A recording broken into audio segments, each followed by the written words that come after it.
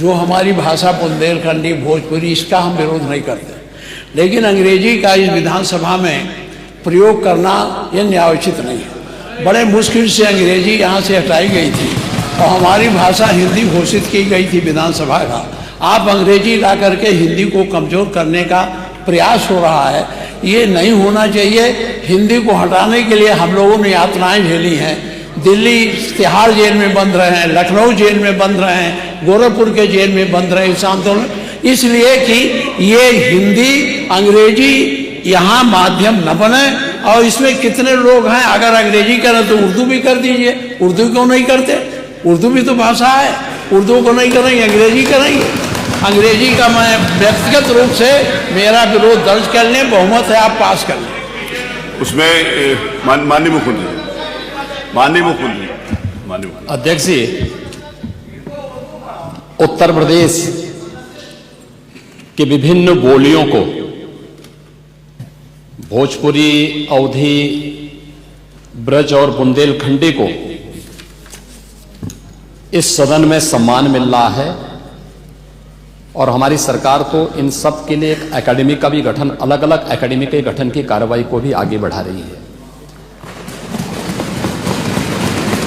ये सभी हिंदी की उपभाषाएं हैं, यानी हिंदी की बेटियां हैं। भाषा की समृद्धि के आधार है और हमें इसका स्वागत करना चाहिए। ये सदन साहित्यिक, केवल विशुद्ध साहित्यिक और व्याकरण से के विद्वानों की नहीं है, आम जन का प्रतिनिधित्व करने वाले माननीय सदस्य समाज के विभिन्न तबके से आए हैं। अंतिम पायदान पर बैठे हुए व्यक्ति की आवाज को भी इस सदन में मुखरता मिले, इसके लिए अगर किसी को हिंदी में वह धारा प्रवाह नहीं बोल सकता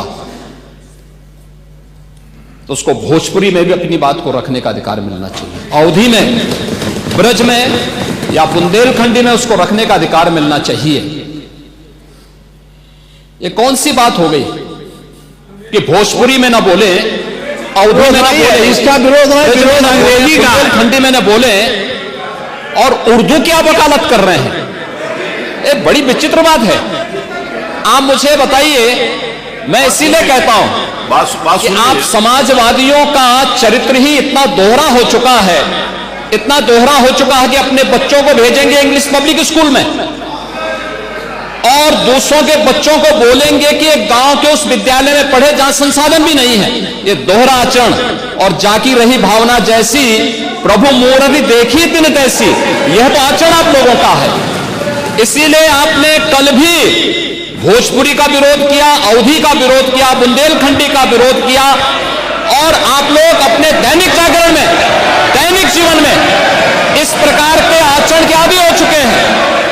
और इसलिए अध्यक्ष जी, इसका अभिनंदन हम लोग करते हैं और इन बोलियों को सम्मान मिलना चाहिए। इनके संरक्षण के लिए ही हमारी सरकार भोजपुरी एकेडमी का गठन कर रही है, अवधी एकेडमी का गठन कर रही है संत तुलसीदास जी के नाम पर। इसी के आधार पर ब्रज भाषा इतनी समृद्ध भाषा है।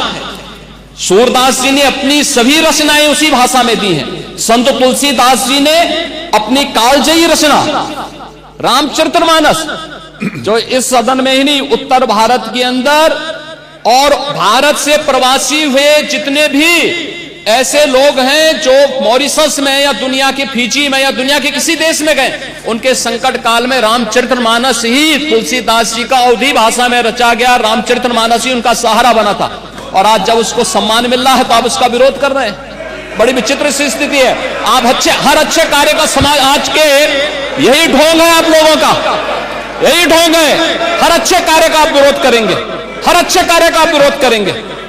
हर अच्छा कार्य जो प्रदेश के हित में है, देश के हित में है, आप उसका विरोध करेंगे। और मुझे लगता है इस प्रकार के विरोध की निंदा होनी चाहिए और हम इसका समर्थन करते हैं जो उत्तर प्रदेश की बोलियों को सम्मान मिल रहा है। मैं आपका धन्यवाद करूंगा और विधानसभा सचिवालय को इस बात के लिए धन्यवाद दूंगा।